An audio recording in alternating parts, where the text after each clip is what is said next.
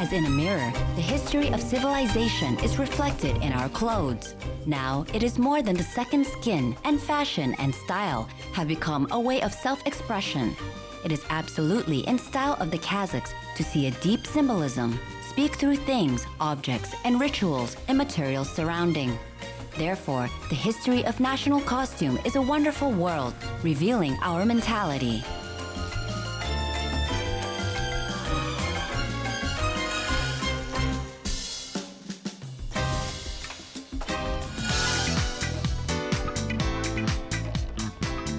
Every person possesses some kind of a lucky charm in their wardrobe, a garment one feels particularly confident and safe in. It might seem that we live in a completely different world than our ancestors did, but still, there are some similarities. We resort to lucky charms before an important meeting, a long trip, or an exam's eve. Usually, it's some piece of jewelry or an accessory that we think brings us luck, something young people call trinket, handmade bracelets and necklaces made of beads, leather, laces, ribbons, or strings. As the fashion evolves, these accessories are changing slightly but still remain relevant. And it's impossible not to recall a rich heritage the nomadic culture has left us, all kinds of jewelry and tomorrow's amulets. The nomads believed in heavenly blessing. Put, they also believed that certain objects can attract power and success.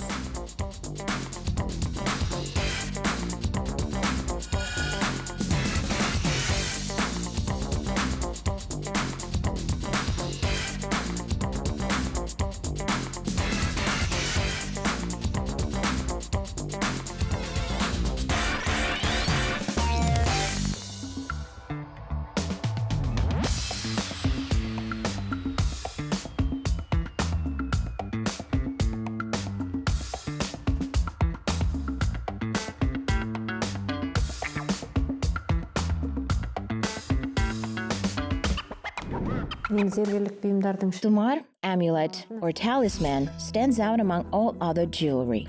It's worn around the neck.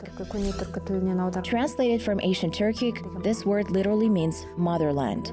This is the actual meaning the word bears. The ancient Turkic people believed a handful of soil kept in the amulet can protect from any adversities. A little bit later, with the introduction of Islam, instead of a handful of soil, people started to put inside the amulet prayers and spells written on a piece of paper. They would wear it around their necks and believe in its power. All Kazakhs use them. Over time, the amulets turned into jewelry and souvenirs. If you look closer at Kazakh jewelry, you will see that all of it is made of silver. The nomads believed in silver's magic characteristics. It was believed that its jingling and shining can repel evil spirits.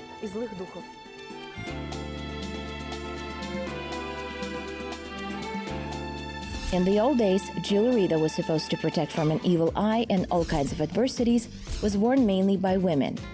Kazakhs call these objects boytumars.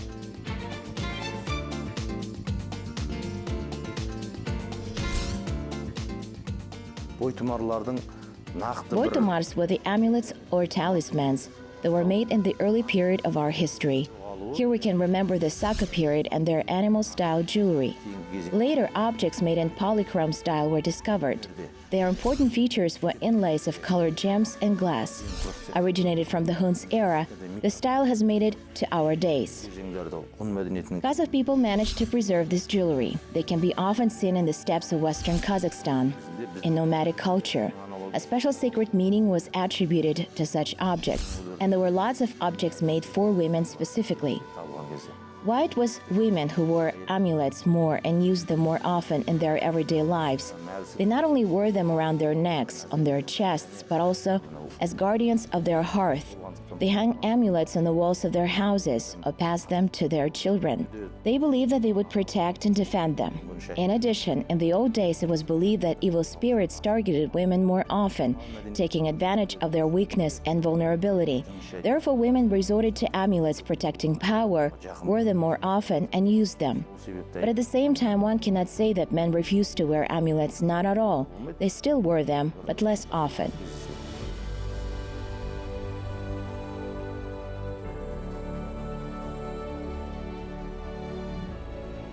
It's usually said that women are more superstitious, whereas men are more practical. However, talismans had an important place in men's lives too, as scholars believe male accessories have originated from nomadic culture. The warriors fighting against the enemy, as a matter of fact, used to wear so-called auxiliary amulets. They were made in the shape of a quadrangle. Men also wear jewelry, big rings with inscriptions on them. They would as well wear fur hats adorned with jewelry. Those hats were not only a matter of pride of the owner, but they also emphasized the status of the wearer. They wore belts decorated with stones and inlays. However, men's belts were not as heavily decorated as women's.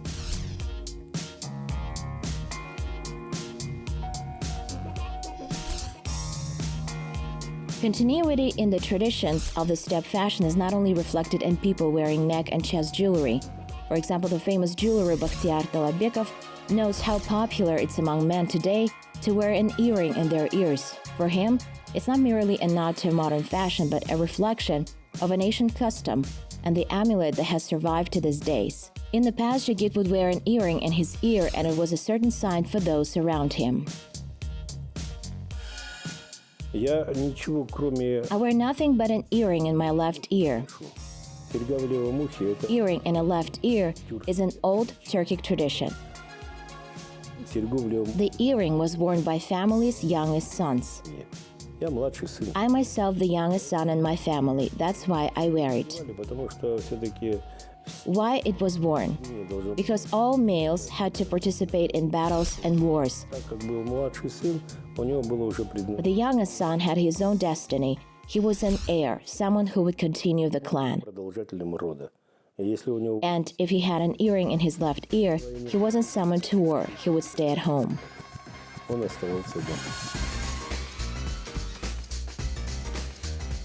The members of the Kazakh popular boy band 91 were heavily criticized for wearing earrings in their ears at the beginning of their careers. Part of the domestic audience accused the artists of the blind imitation of foreign culture and fashion. Meanwhile, as the researchers explain, since ancient times, man has always sought a way of defending himself from dark forces. And men, exactly like women, resorted to the help of not only boitumars but also necklaces, bracelets, earrings, rings, and belts.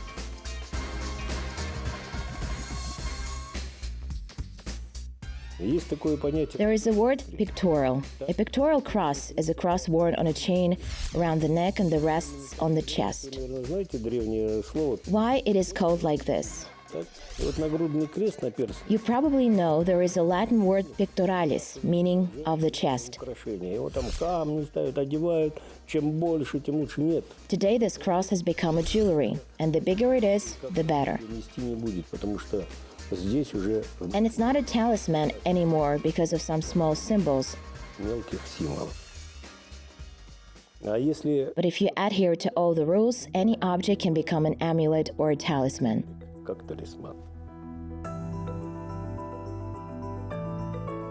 Artists, designers, and other arts people keep certain objects for luck. Famous couturier Christian Dior was a superstitious person and a big enthusiast of astrology and fortune-telling. He had his own talisman, an 8-pointed star, a wind rose. Different variations of this amulet are used in jewelry collections of the Dior fashion house. By the way, the brand's jewelry designer Victoire de Castellane also uses the images of the moon and the sun in her works. And it is well known the cult of these celestial bodies took a special place in the mythology of the Asian nomads that were drawn on amulets. And again, let us listen to what the experts have to say about the history of some talismans.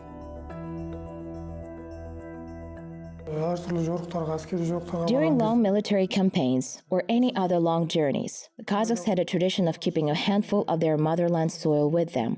This was associated with a great desire not to part with the homeland forever. They kept it in order to come back home, and if they failed to return and had to be buried in a foreign land, they still had a handful of their motherland soil with them. Basically, there is such a concept as a handful of the native land soil in Kazakh culture. The semantic meaning of this phrase is deep and goes back into our tribal past. The very culture of nomadic people, as it seems, dictated the need for the appearance of tamar amulets. The nomads have perceived the jewelry as a need to express their feelings and sensations. the desire to protect themselves and their loved ones from evil forces.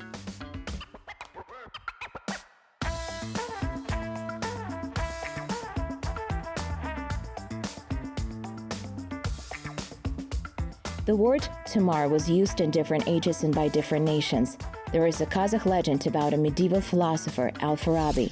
Once he became old, he gathered his disciples and said, "I have an order for you, but you have to keep it a secret before the time comes. And once it comes, you have to fulfill it. We promise you to do as you demand," his disciple replied. Then the philosopher gave them a tamar made of felt and told them to open it at his funeral. After some time, the old man died. His disciples buried him and opened a mysterious amulet. There was a piece of paper inside that read, "Here is a handful of my mother's land soil scattered over my tomb." And this request was fulfilled.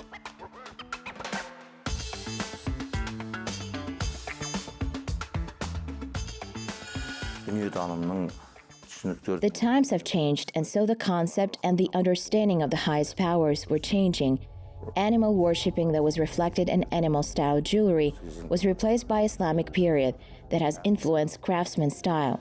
Instead of animal-shaped necklaces, people started to wear beads and stone pendants around their necks. With the introduction of Islam, many things have changed in this step. But a thing that didn't change over time was a careful attitude towards amulets. As the saying goes, an alive will replace a dead one. And same happens in real life. Old concepts are replaced by new ones, but the core values remain the same. During archaeological excavations, some amulets made of animal skin were found, with handfuls of soil discovered inside them. It tells us about the continuity of people's habits and customs.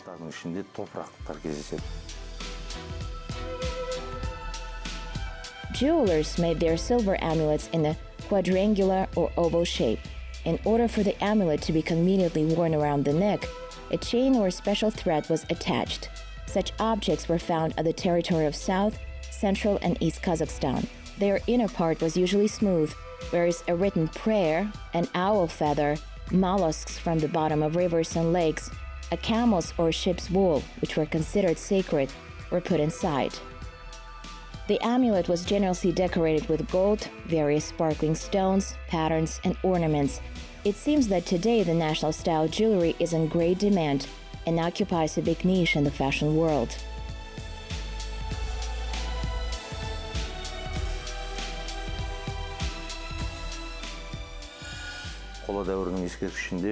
There were excavations of the burial of the Asian period where 140 A6 dies were found at the feet of the skeleton, and among them there were A6 with the holes punctured in them. They were punctured for a reason. There is a meaning behind it. Back then, men wore bones around their necks. It was kind of a totem sign of them at that times. The animals were deified, so by all indications, these were the original amulets. At different times, the animal style was expressed in the jewelry made of wild animals' claws, such as a wolf, wild boar, or a mountain leopard.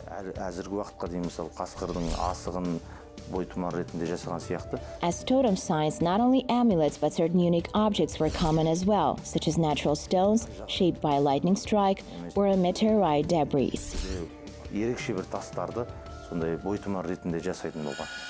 Talisman is a great gift. Not so long ago, the Indian actress Avika Gore, the star of the Kelin show, visited Kazakhstan. Among the souvenirs she took away with her was an amulet.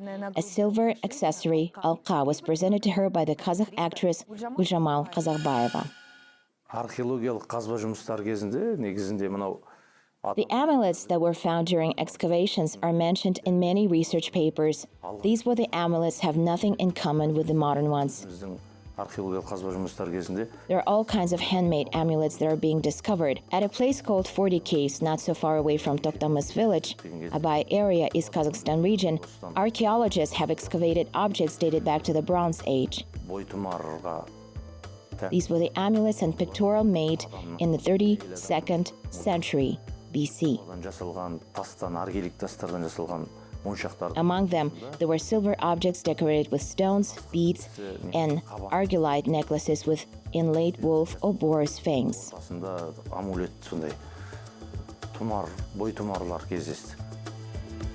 From Arabic, the word tamar translates as a prayer or folded note. From the outside, it is a case with a charm inside. There were different types of amulets that were popular in the Kazakh steppe. Triangular ones were called tumarsha. The ones that were made in the shape of quadrangle were named koltaksha. The ones with round corners, boytumar. If we look back at our history, we can trace how our ancestors have been improving different types of amulets over the centuries.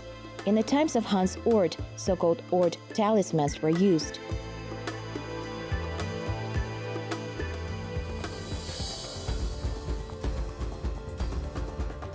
They were placed at the city gates, whereas house amulets were kept at houses.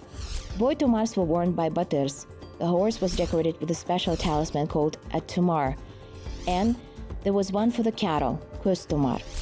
A groom would wear kustumar, a bride jasautumar, and newborn bisiktumar. So which ones are still relevant and used today? And what do young people think of them? Which ones do they prefer?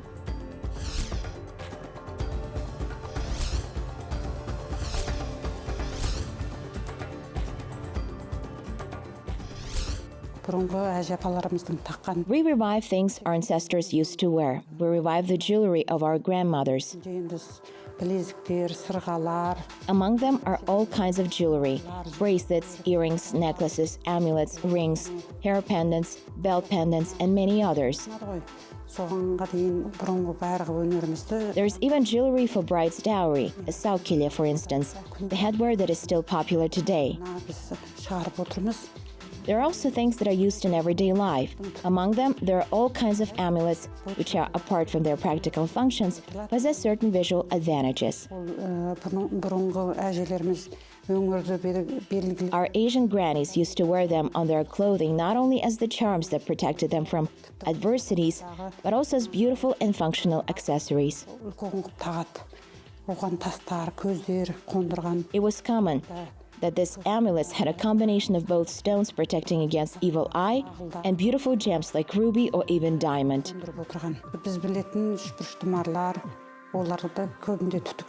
We know that there were triangular amulets where verses from Quran and ayat were kept. These were considered as talisman as well.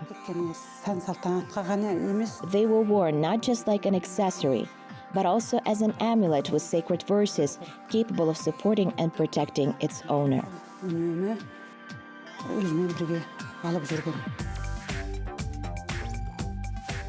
Collecting is another kind of creativity.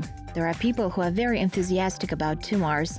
They collect the ones they like, study their history, and even attempt to make tumars themselves. The ethnographer Bahargul Tuligenkaze is one of these enthusiastic people. She collects Kazakh national artifacts. There are more than 1,000 items in her collection. They're exhibited at the Adimai Arts House. The place is both an ethnography exhibition and a showroom for national souvenirs. Talented designers, artists, jewelers, sculptors, along with ethnographers and art critics, create some amazing works of art.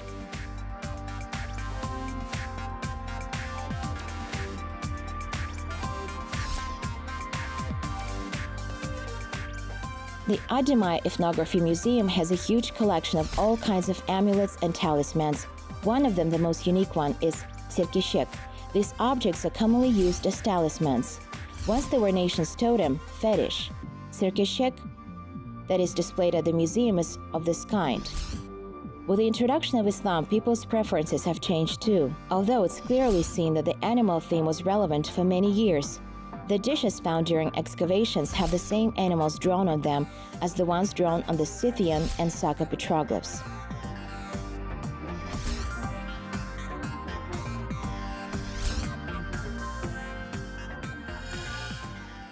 Sirkisheks made in shape of wild goats are often seen in Kazakhstan, Middle Asia, and abroad. It's a nation totem. Camping cauldrons were decorated with animal images. In the ancient times, people believed that mountain and steppe animals were cleaner and more noble than the domestic ones. One can find a huge variety of all types of amulets in the wardrobe of modern Kazakhs, as well as their homes. Talismans protecting homes and personal amulets, boytumars, are in great demand. As historians note, starting from the 7th century, the Islam began to influence the worldview and the lives of the steppe people. Then gradually, other body-worn tumars began to replace sirkishek amulets made in the shapes of animals. They are still worn with great pleasure today. Many people believed, and the nomads too, that those who work with fire and iron are related to the other world.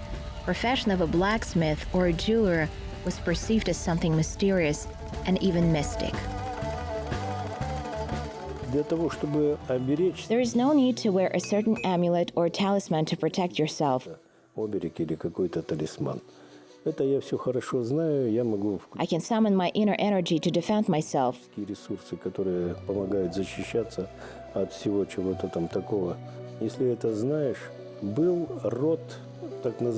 Before there were different clans, there were clans of darkhans, goldsmiths.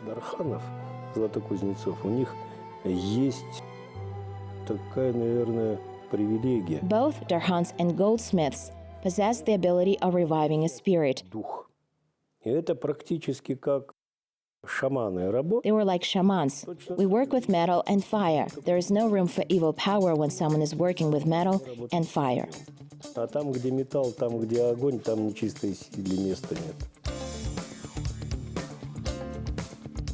Necklaces, brooches, beads, popular chains with shells and coins, bright bracelets, keychains, and rings.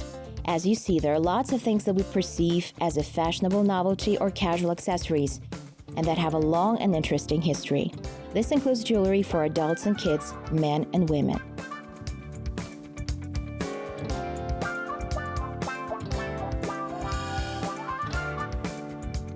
The very concept of a talisman bears a deep meaning for the Kazakhs. This is even reflected in the fact that the word tamar is used for naming cities, enterprises, restaurants, department stores, and other projects. A famous writer, Sherkhan Murtaza, has called one of his works Boy Tumar. This image is also something that inspires many artists, and the amulets themselves continue to bring us joy in our everyday lives.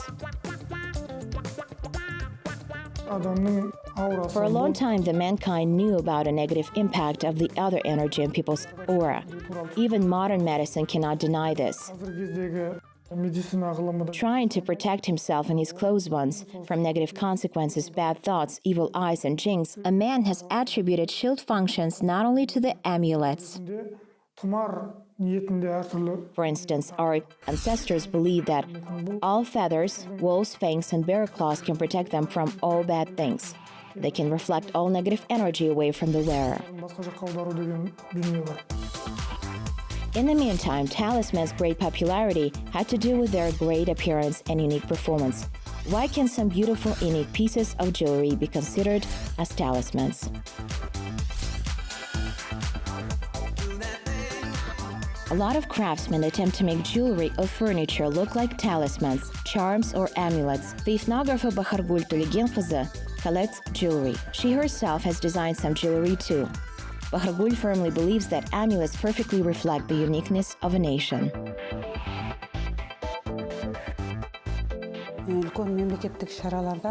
We were partners at many major state events, and yes, don't be surprised, but all significant celebrations and events have their own symbols and talismans. For instance, the Expo's talismans were dolls named Saule, Kuat, and Mulder. Why Saule? Because the name Saule means light. She radiated light and warmth during the Expo. Kuat stood for power and strength, and Mulder symbolized clear water. These dolls demonstrated the culture of Kazakh people, showed our kids and our jewelry to our guests.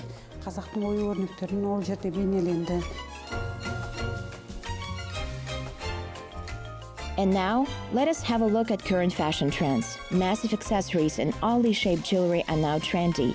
The most popular things are going to be huge beads, massive necklaces, thick chains, lots of pins, animal-style accessories, snake-shaped rings, brooches in the shape of butterflies, bees, swans, cats, and so on.